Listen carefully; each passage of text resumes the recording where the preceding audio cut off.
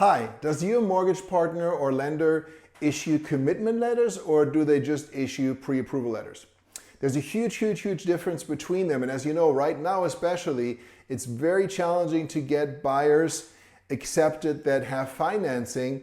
And so it's important to understand the difference between a pre-qualification or pre-approval letter and a commitment letter. A pre-approval is basically a letter that is issued by the loan officer based on the information provided to them. So they use a desktop underwriting software system to pull the buyer's credit. They're going to punch in the income information that was provided to them. And then based on that, and based on the current credit obligation that are on their credit report, it is going to kick out a pre-approval. It's all numbers driven, so based on their total debt to income ratio, etc., it is going to determine, okay, we approve you for a loan at this amount. But it is not a commitment. A commitment letter is a letter that is issued by the lender, not the loan officer, after the loan has gone through underwriting. So in other words, the lender in their underwriting department is going to verify employment. They're going to pull tax record to see what the actual income is, because somebody might have W-2 income of $76,000, but then they have a little side hustle going and they claim a $15,000 write-off or losses on their tax return.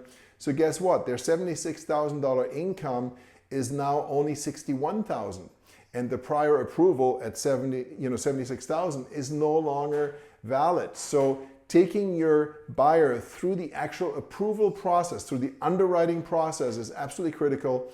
And lenders do issue commitment letters once they have gone through that process. Now, some lenders will do it as part of their process. So they have a list of documents, etc., that the borrower has to provide. And then once they do, they will issue a commitment letter that's going to be subject, obviously, to the property appraising.